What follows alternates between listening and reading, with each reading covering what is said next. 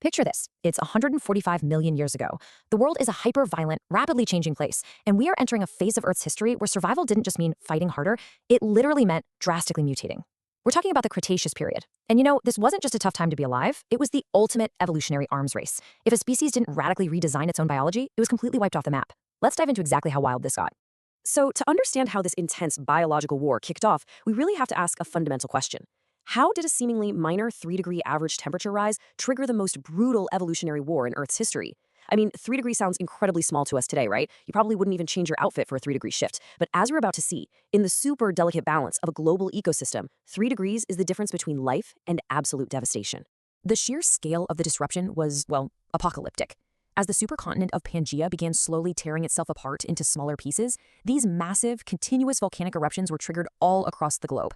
These volcanoes were pumping out so much toxic gas that atmospheric carbon dioxide absolutely skyrocketed. We are talking 3 times its normal pre-crisis baseline. That is a staggering amount of CO2. And that triggered what we can call the Pangaea domino effect. First up, volcanoes erupt, choking the sky with CO2. Then, that thick blanket of gas acts like a greenhouse, trapping the sun's heat and spiking the global average temperature by those 3 crucial degrees. Now, that heat was enough to melt polar ice and completely bake the equatorial regions, leading right into step 3, massive die-offs of flora. Trees and plants just couldn't survive the sudden climate shock. And finally, with the plants gone, the primary energy source for the entire planet just vanished. The massive vegetarian dinosaurs starved, and the Jurassic food chain instantly collapsed. Boom, just like that. The devastation from this was staggering. A massive 55% of all dinosaur species went extinct in this window. Let that sink in. Over half the players on the board were just wiped out. It left an incredibly desperate survival situation for the remaining 45%. The world was hotter, food was incredibly scarce, and the air was physically harder to breathe. Basically, if you were going to survive this harsh new Cretaceous reality, you had to mutate, no exceptions.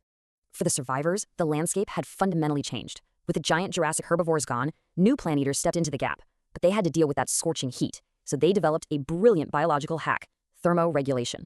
Instead of standard jaws, these newly evolved herbivores totally redesigned their faces. They developed these beaks packed with complex blood vessels, and these beaks acted as literal heat sinks. By expanding the blood vessels, they could release body heat into the air to cool down, and by shrinking them, they could retain heat. It was basically a built-in biological air conditioning system. But it wasn't just the giant dinosaurs adapting. Our own early mammalian ancestors, the mammalia forms, were literally living underfoot in this nightmare. And their survival tactics were incredibly drastic. Food and oxygen were so terribly low that the energy required to create a thick eggshell was just too high. So they just stopped laying eggs altogether.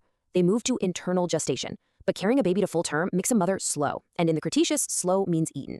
Their solution? They started giving birth to premature babies and evolved external pouches on their bellies to hold and nurse them. They became the first marsupials, allowing the mom to stay fast and mobile while keeping her offspring totally safe. Every single surviving species was being pushed to its biological limit. For giant meat-eaters like the Spinosaurus, the problem wasn't just the heat, it was the dangerously low oxygen. To keep their massive bodies moving, they evolved a unidirectional respiratory system. Basically, they developed a massive internal air sac right before their lungs. This sac acted like an oxygen concentrator, ensuring that whether they were breathing in or breathing out, a constant, rich supply of oxygen was flowing straight into their bloodstream. They literally supercharged their own lungs. Now, as the planet got hotter and polar ice melted, global flooding became a massive issue. Around 145 million years ago, severe flooding and fierce land competition actually forced some apex predators, like the Spinosaurus, to start hunting in the water. By 100 million years ago, they were adapting to a semi-aquatic lifestyle, evolving webbed feet like ducks, longer tails for swimming, and even internal balloon-like organs for buoyancy. And by 80 million years ago, the genetic changes were so extreme that they had completely mutated from the land-dwelling Spinosaurus into the terrifying, fully aquatic Mosasaurus. And this, of course, sparked an entirely new underwater arms race. The oceans were suddenly super crowded with killers. The Mosasaurus, with its massive jaws and apex size, started hunting down the existing marine reptiles, like the long-necked Plesiosaurus. But the Plesiosaurus wasn't just going to sit there and let itself be eaten, right? To survive the Mosasaurus, they heavily upgraded their own biology. They bulked up to an extreme size, shortened their necks, and developed these massive nail-like teeth to fight back, mutating into the fearsome Plesiosaurus. It became an absolute clash of titans in the deep sea. Meanwhile, back on land, things were getting even more desperate. Mid-Cretaceous floods and earthquakes were constantly wiping out what little vegetation remained. This caused a massive die-off of insects. And for the early mammals who completely relied on eating those insects, starvation quickly set in. They had to find a new food source. And really, the only meat available was scavenging the giant rotting carcasses of dead dinosaurs. But doing that in broad daylight, that meant getting stepped on or eaten by a massive predator. So these starving early mammals started risking their lives by scavenging under the cover of pitch black night. But the arms race never stops. To counter this new nighttime activity, small, fast predators like the Archaeopteryx adapted into night hunters. They actually evolved their round, daytime pupils into vertical slit pupils, maximizing light capture and granting them terrifying, lethal night vision. Through this and a few other predatory upgrades, they evolved into the deadly velociraptor, hunting our mammalian ancestors with absolute precision in the dead of night. Back in the daylight, the ultimate land battle was taking shape.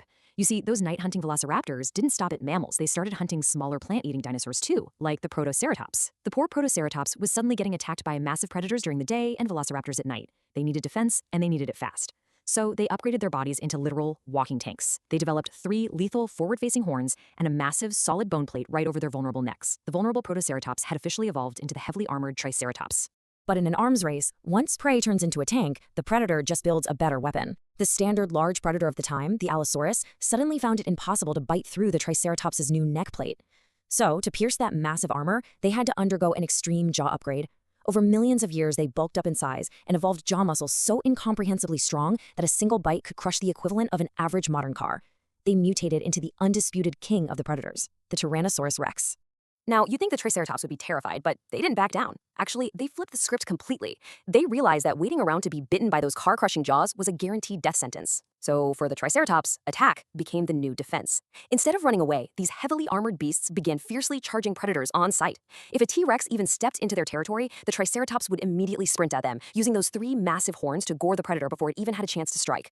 This changed the game entirely. Because the Triceratops was so aggressive and so well-armed, a T-Rex hunting alone was suddenly at a serious risk of being killed. So the mighty solitary T-Rex had to change its behavior entirely. Just like modern-day lions, the T-Rex adapted to hunt in highly coordinated packs. They realized they needed teamwork to take down heavily armored, highly aggressive prey. And their pack hunting strategy was just absolute terror. It was a 3-step ambush. First, the smaller, faster, adolescent baby T-Rexes would surround a lone Triceratops deep in the thick forest. Next, they wouldn't even attack. Instead, they would just nip and harass it, deliberately herding the massive prey out of the tree line and into an open clearing. Finally, waiting in the clearing were the massive, lumbering adult T-Rexes.